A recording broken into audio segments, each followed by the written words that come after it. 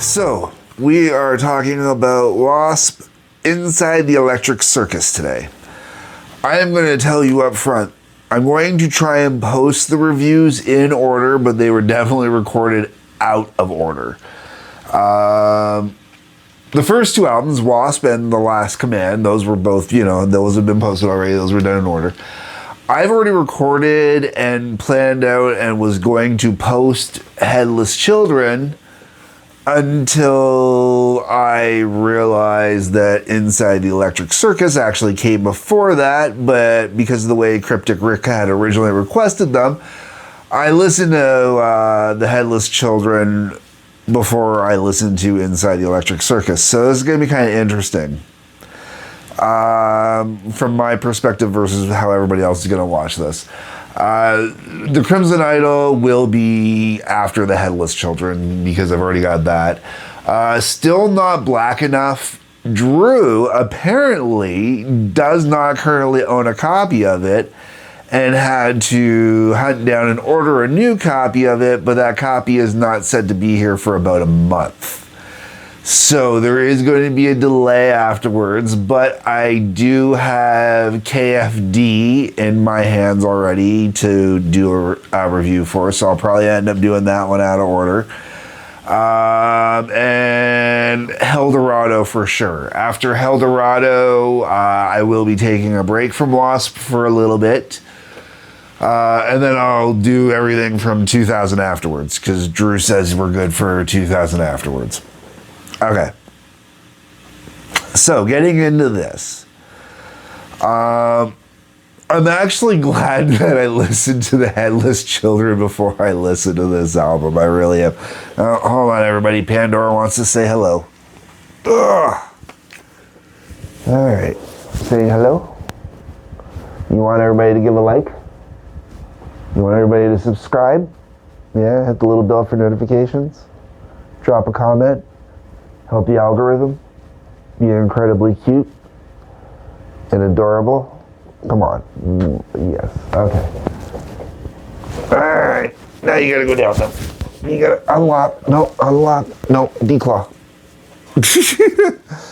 When I say declaw, I mean retract the claws out of me. No declawing of my kitties. That's not my thing. Anyways, we're not getting into that. Take the stinger away from the wasp, but not the claws from the cat. All right. Let's get into this album now, everybody. Album's up with the big welcome. It's just a little, hey, welcome to the Electric Circus, blah, blah, blah, blah, blah, blah, blah, blah, blah. Fun little bit. Then you've got the song Inside the Electric Circus. That was a decent enough song, I guess. I Don't Need No Doctor. Decent enough song, I guess. 9.5 Nasty. Is it 9.5? Is it 9.5 Nasty? I'm not sure what the heck. 9 to 5 Nasty? I don't know how that's supposed to be read. I do actually somewhat enjoy this song. It was kind of a little more singable. Stuck with you a little bit. Restless Gypsy, honestly, really isn't that memorable. Shoot from the Hip, not bad. I'm Alive, okay, I guess. Easy Living, I do enjoy Easy Living. Easy Living wasn't bad. Sweet Cheetah, I kept mishearing. I kept hearing Sweet Jesus until I looked at it and went, what the hell is he saying? I looked at it, oh, Sweet Cheetah, that makes more sense. Although I do like Sweet Jesus. It kind of worked in a cool little way with that song. Mantronic was kind of whatever. King of Sodom and Gomorrah.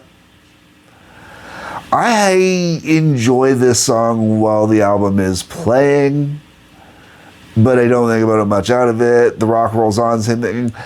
B-side, Flesh and Fire. Once again, this is going to be a spoiler for you. This is something that comes up when I do the review for the Headless Children.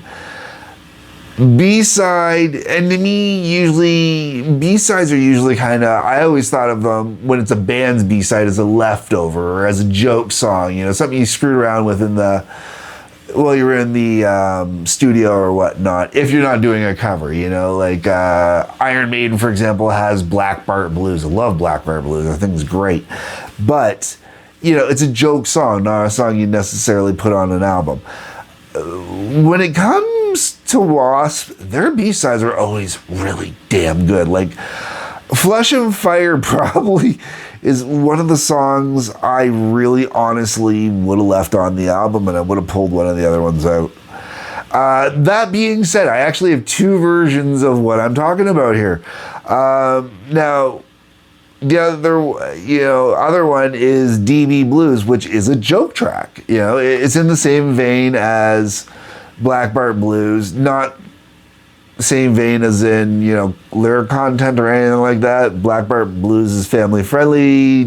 DB Blues is not family friendly in the slightest. Give your grandma a heart attack and teach your kid something they shouldn't necessarily know. Yeah, okay. I have downplayed this album, and this album is honestly a very solid album. But compared to everything else I listened to before this, it's just more of the same.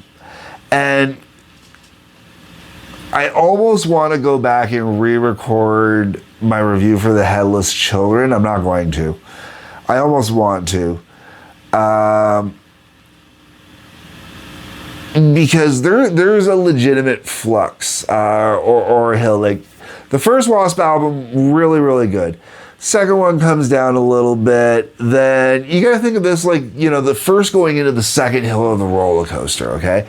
So, you know, you come up off the top with the W.A.S.P album, then you're down, you know, you got all that excitement going down, then you're on your way down, it's like, okay, then you get to the bottom, and, you know, it's kind of where Electric Circus is, that part where it's like, okay, yeah, whoa, we're going back up all of a sudden.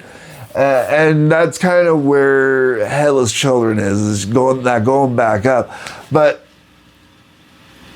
you'll have to wait and watch my review for Headless Children to figure out where we're going from there, going into Still Not Black Enough.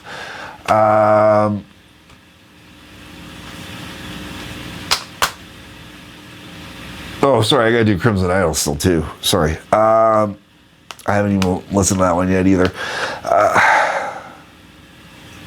If you are a W.A.S.P fan, you're going to like this album. The problem with this album is, this is a typical thing that happens with a lot of bands. The first album that a band puts out, usually they've toured it for like a year or two, refining it and getting it down just perfectly. When the second album comes out, the second album tends to have a little bit of a fall off, because the second album tends to be whatever was left over from the first album, and then by the time you get to the third album, it's actually new material that's been worked on. And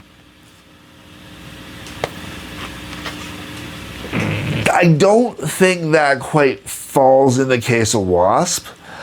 I think because the album's being, you know, 84, 85, 86, I'm going to say the first album definitely, you know, was the songs they've been playing the longest, working on the most, had the most refined, ready to go, etc., etc. But Last Command was really a good album and had a lot of really decent tunes on it still. So I think, you know, stuff that didn't make the first album but was on the second album, I think most of the second album they had already been touring for a fair amount of time. And I think the third album in this case was their leftover album, because going into the Headless Children, I do notice that there is differences in growth, sort of. But I don't want to ruin that for you.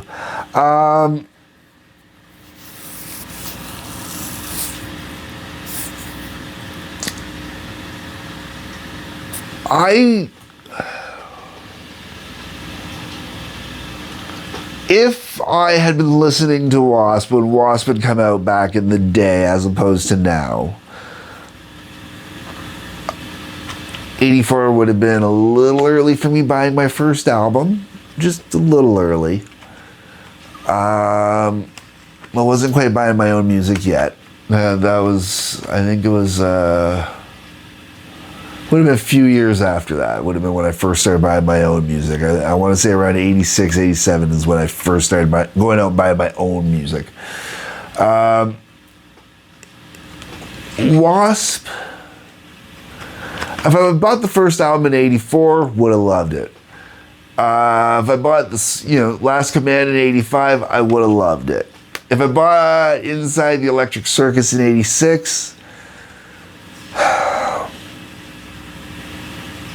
I want to say this is kind of like, getting into when you start talking about those mid-'80s AC/DC albums too, like I'm one of the few people I know that really honestly loves Fly on the Wall.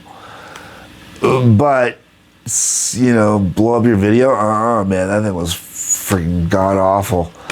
And, I'm not a big fan of, Flick the Switch either, and, so the mid-'80s and this style of hard rock, heavy metal really just, it was stagnant of its own creation, its own making, and I think that's what the problem is. I would have, even I would have recognized this as a kind of a, it's a good album, but, it's not a great album. It's not an album I'm going to go out of my way to listen to, but it's not a bad album. Like, there's no song on this album I feel a need to skip. There's no song on this album that I absolutely would go, oh my God, this is a horrible song. Nothing like that. It's just, if you're into W.A.S.P, it's just more of the same. If you're not into W.A.S.P and this was your first W.A.S.P album, this would not be a good first W.A.S.P album. The first W.A.S.P album, or Last Command, either of those would have been much better as first W.A.S.P albums than this one. All right, I feel like I'm rambling at this point. I don't have much more else to add to this one.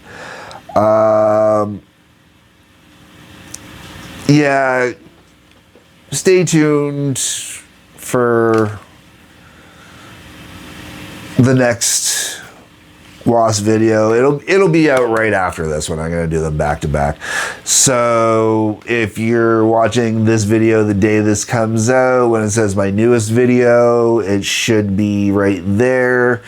If you're watching this after the day it first comes, or if you're watching this the day that Headless Children comes out, you'll have the little thing for Headless Children in the box. I don't even know if I'm pointing at the right box.